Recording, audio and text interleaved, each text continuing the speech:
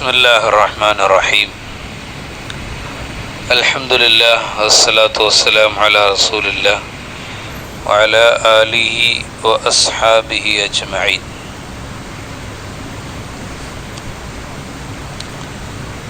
وروي عن النبي صلى الله عليه وسلم عن الحسن البصري رضي الله عنه قال لأصحابه يريد كلكم أن يدخل الجنة قالوا نعم جعلنا الله فداك يا رسول الله قال قصروا الأمل واستحيوا من الله حق الحياء. ഹസനുൽ ബസരി റളിയല്ലാഹു അൻഹു പറയുന്നു, റസൂലുള്ളാഹി സ്വല്ലല്ലാഹു അലൈഹി വസല്ലമ തങ്ങൾ സഹാബത്തിനോട് ഒരിക്കൽ ചോദിച്ചു, സ്വർഗത്തിൽ പോകുന്നത് നിങ്ങൾക്കെല്ലാവർക്കും ഇഷ്ടമാണോ? അപ്പോൾ സഹാബാക്കൾ പറഞ്ഞു, തീർച്ചയായും അള്ളാഹു താങ്കളെ ഞങ്ങൾക്ക് ഫിദാ ആക്കുമാറാവട്ടെ. സ്വർഗത്തിൽ പോകുന്നത് ഇഷ്ടമാണോ എന്ന് സഹാബത്തിനോട് ചോദിക്കുകയും അവർ അത് ഇഷ്ടമാണെന്ന് പറയുകയും ചെയ്തപ്പോൾ നബി തങ്ങൾ സല്ലല്ലാഹു അലൈഹി വസല്ലം തങ്ങൾ അവരോട് പറഞ്ഞു, എന്നാൽ നിങ്ങൾ ചില കാര്യങ്ങൾ മുറുകെ പിടിക്കണം. ഒന്നാമത്തത്, ദുനിയാവിലെ ആഗ്രഹങ്ങൾ നിങ്ങൾ ചുരുക്കണം. ഖസ്സിറു അൽ അമൽ, ദുനിയാവിലെ ആഗ്രഹങ്ങളെ ചുരുക്കണം.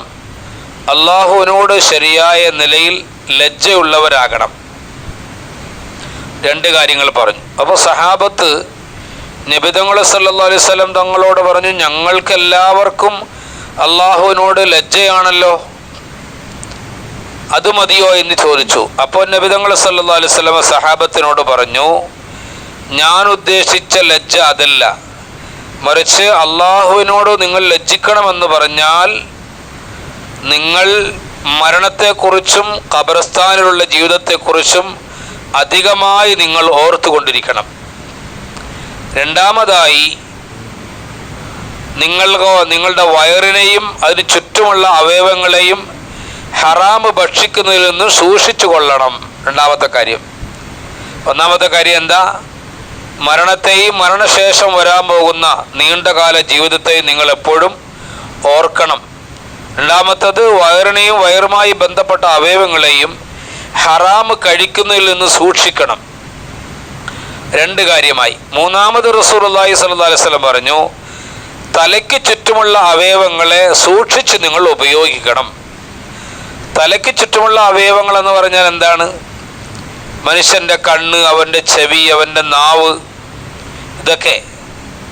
ഇതൊക്കെ സൂക്ഷിച്ച് വേണം ഉപയോഗിക്കാൻ. റസൂലുള്ളാഹി സ്വല്ലല്ലാഹു അലൈഹി വസല്ലം പറഞ്ഞു, അത് സൂക്ഷിക്കാത്തവർക്ക് സ്വർഗം ഉണ്ടായിരിക്കുന്നതല്ല.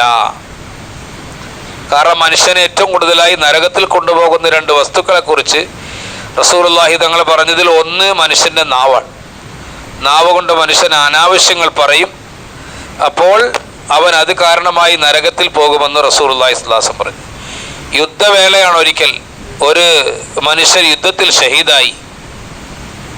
അപ്പോൾ ആയിഷ ബീവി റളിയല്ലാഹു അൻഹ ആ മനുഷ്യൻ്റെ ഷഹീദായ മനുഷ്യൻ്റെ ശരീരം യുദ്ധക്കളത്തിൽ കിടക്കുന്നത് കണ്ടു. അക്കാലത്ത് സ്ത്രീകൾ യുദ്ധത്തിൽ പോകാറുണ്ട് ആണുങ്ങളെ സഹായിക്കാൻ, അവർക്ക് വെള്ളം കൊടുക്കാൻ, ഭക്ഷണം കൊടുക്കാൻ, സേവനങ്ങളൊക്കെ ചെയ്യാൻ. അവർ യുദ്ധത്തിൻ്റെ അണിയിലുണ്ടാവില്ല എന്നേ ഉള്ളൂ, ടെൻറ്റുകളിലുണ്ടാവും. ആയിഷ ബീവി റളിയല്ലാഹു അൻഹ, ഹഫ്സ റളിയല്ലാഹു അൻഹ, ഉമ്മു സലമ റളിയല്ലാഹു അൻഹ, അവരൊക്കെ യുദ്ധത്തിൽ പോയ സംഭവങ്ങൾ ഹദീസിൽ കാണാം. ഹഫ്സ റളിയല്ലാഹു അൻഹ അവരുകളെ യുദ്ധത്തിൽ പങ്കെടുക്കുകയും ചെയ്തിട്ടുണ്ട്. റസൂലുള്ളാഹി സ്വല്ലല്ലാഹു അലൈഹി വസല്ലം ഭാര്യ ഹഫ്സ, ഉമർ റളിയല്ലാഹു അൻഹ മകൾ, അവർ മോശമായിരിക്കില്ലല്ലോ. ഉമറുള്ളാഹിന്റെ മകള് ഹഫ്സ റളിയല്ലാഹു അൻഹ ഖന്തക്ക് യുദ്ധത്തിൻ്റെ വേളയിൽ അവർ ടെൻറ്റിലിരിക്കുന്നതാണ്. പിന്നെ നബി തങ്ങളെ യുദ്ധത്തിൻ്റെ മുഖത്തുണ്ട്. ശത്രുക്കൾ നബി തങ്ങളെ പ്രതിരോധിക്കാൻ കഴിയാതെ വന്നപ്പോൾ സ്ത്രീകളെ ഉപദ്രവിക്കാൻ വേണ്ടി വന്നു. ഹഫ്സ റളിയല്ലാഹു തആല അൻഹുവിനെ ഉപദ്രവിച്ച് കളയാം എന്നുള്ള ഉദ്ദേശത്തിലൊരു ശത്രു ഹഫ്സ റളിയല്ലാഹു അൻഹയുടെ നേരെ കയറി വന്നു. അവർ നോക്കുമ്പോൾ കയ്യിൽ ആയുധമൊന്നുമില്ല. 4 കമ്പി അടിച്ചിട്ടാണ് ടെൻറ്റ് കെട്ടിയിട്ടുള്ളത്.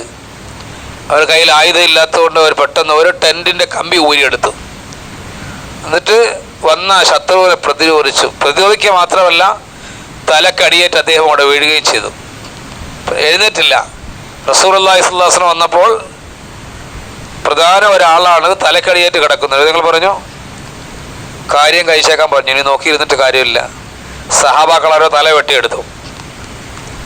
അതാണല്ലോ ചെയ്യേണ്ടത്. കാരണം നബിതങ്ങൾ നിങ്ങളുടെ ഭാര്യനെ ഉപദ്രവിക്കാൻ വേണ്ടി വന്ന അവർ ധീരയായതുകൊണ്ട് അവരെ ടെൻറ്റിൻ്റെ കമ്പി കൊണ്ട് അവരെ അടിച്ച് നിലത്തിട്ടു. അപ്പോൾ അവർ നല്ല പുരോഗതിയുള്ള സ്ഥലം, നല്ല ധൈര്യമാണ്, അതിലൊരു ആണിനോട് ഏറ്റുമുട്ടൂല. അതാണ് സഹാബാക്കളുടെ കാലത്ത് സ്ത്രീകളുടെ യുദ്ധത്തിലുള്ള പങ്കാളിത്തം. അപ്പം നാവ് കൊണ്ട് നരകം സമ്പാദിക്കുന്നത് ശുഹദാക്കളിൽ പോലും ഉണ്ടെന്ന ആ സൂചന.